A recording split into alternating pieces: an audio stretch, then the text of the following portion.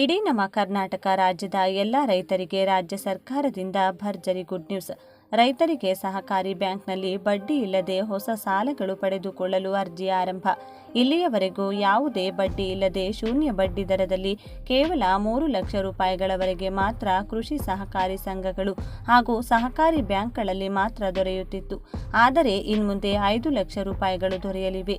ಹೌದು, ರೈತರಿಗೆ ಆರ್ಥಿಕವಾಗಿ ಸನ್ನದ್ಧರಾಗಿರಲು ರಾಜ್ಯ ಸರ್ಕಾರ ಸಹಕಾರಿ ಬ್ಯಾಂಕುಗಳು ಹಾಗೂ ಕೋಆಪರೇಟಿವ್ ಸೊಸೈಟಿ ಬ್ಯಾಂಕ್ ಮತ್ತು ಸಹಕಾರಿ ಬ್ಯಾಂಕ್ ಸೇರಿದಂತೆ ಗ್ರಾಮೀಣ ಬ್ಯಾಂಕುಗಳಿಗೂ ಸಹ ರೈತರಿಗೆ ಯಾವುದೇ ಬಡ್ಡಿ ಇಲ್ಲದೆ ಸಾಲ ಸೌಲಭ್ಯವನ್ನು ನೀಡುವಂತೆ ಸರ್ಕಾರವು ಆದೇಶಿಸಿದ್ದು, ಈಗ ಹೊಸ ಸಾಲ ಸೌಲಭ್ಯ ಪಡೆದುಕೊಳ್ಳಲು ರೈತರಿಂದ ಹೊಸ ಅರ್ಜಿಗಳನ್ನು ಕರೆಯಲಾಗಿದ್ದು, ರೈತರು ಯಾವುದೇ ಬಡ್ಡಿ ಇಲ್ಲದೆ 5 ಲಕ್ಷಗಳವರೆಗೆ ಕೃಷಿ ಉದ್ದೇಶಕ್ಕಾಗಿ ಸಾಲ ಸೌಲಭ್ಯವನ್ನು ಪಡೆದುಕೊಳ್ಳಬಹುದಾಗಿದೆ.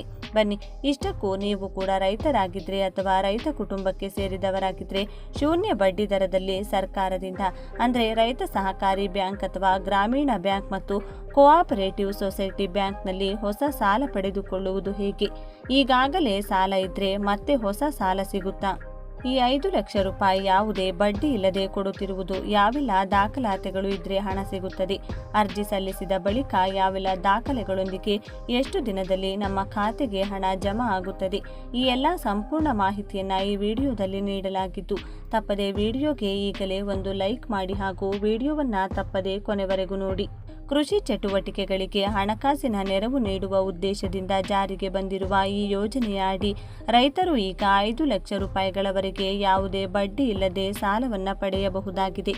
ಹಿಂದೆ ಶೂನ್ಯ ಬಡ್ಡಿ ದರದ ಸಾಲದ ಮಿತಿಯು 3 ಲಕ್ಷ ರೂಪಾಯಿಗಳಿಗೆ ಸೀಮಿತವಾಗಿತ್ತು. ಆದರೆ ರೈತರ ಬೆಳೆಯ ವೆಚ್ಚ ಮತ್ತು ಮಾರುಕಟ್ಟೆಯ ಏರಿಳಿತಗಳನ್ನು ಗಮನದಲ್ಲಿಟ್ಟುಕೊಂಡು ಸರ್ಕಾರವು ಈ ಮಿತಿಯನ್ನು ಈಗ 5 ಲಕ್ಷ ರೂಪಾಯಿಗಳಿಗೆ ಏರಿಸಿದೆ. ಈ ಯೋಜನೆಯು ರಾಜ್ಯದ ಲಕ್ಷಾಂತರ ಸಣ್ಣ ಮತ್ತು ಅತಿ ಸಣ್ಣ ರೈತರಿಗೆ ವರದಾನವಾಗಲಿದ್ದು, ಖಾಸಗಿ ಲೇವಾದೇವಿದಾರರ ಬಡ್ಡಿ ಚಕ್ರದಿಂದ ಮುಕ್ತಿ ನೀಡಲಿದೆ.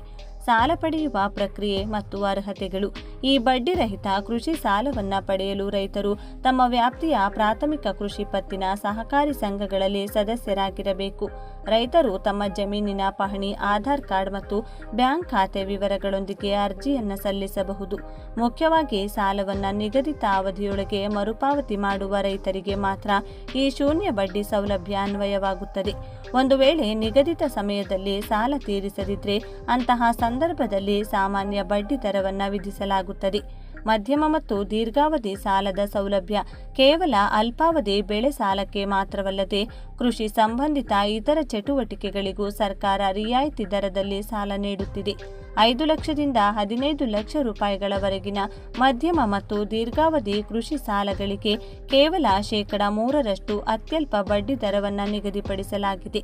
ಇದರಿಂದಾಗಿ ರೈತರು ಟ್ರ್ಯಾಕ್ಟರ್ ಖರೀದಿ, ಕೊಳವೆ ಬಾವಿ ಕೊರೆಯುವುದು ಅಥವಾ ಹೈನುಗಾರಿಕೆಯಂಥ ಕೃಷಿ ಪೂರಕ ಉದ್ದೇಶಗಳಿಗೆ ದೊಡ್ಡ ಮೊತ್ತದ ಹಣವನ್ನು ಸುಲಭವಾಗಿ ಸಾಲ ಪಡೆಯಲು ಅವಕಾಶವಿದೆ. ಸಹಕಾರಿ ಬ್ಯಾಂಕುಗಳ ಮೂಲಕ ವಿತರಿಸಲಾಗುವ ಈ ಸಾಲದ ಮೊತ್ತವು ನೇರವಾಗಿ ರೈತರ ಖಾತೆಗೆ ಜಮೆಯಾಗಲಿದ್ದು, ಯಾವುದೇ ಮಧ್ಯವರ್ತಿಗಳ ಹಾವಳಿ ಇಲ್ಲದೆ ಪಾರದರ್ಶಕವಾಗಿ ಸೌಲಭ್ಯ ತಲುಪುವಂತೆ ಸರ್ಕಾರ ಕ್ರಮ ಕೈಗೊಂಡಿದೆ. ಕೃಷಿ ಹಂಗಾಮು ಆರಂಭವಾಗುತ್ತಿರುವ ಈ ಸಂದರ್ಭದಲ್ಲಿ ರೈತರು ತಡಮಾಡದೆ ತಮ್ಮ ಹತ್ತಿರದ ಸಹಕಾರಿ ಸಂಘಗಳನ್ನು ಸಂಪರ್ಕಿಸಿ ಈ ಯೋಜನೆಯ ಲಾಭ ಪಡೆಯಬಹುದಾಗಿದೆ.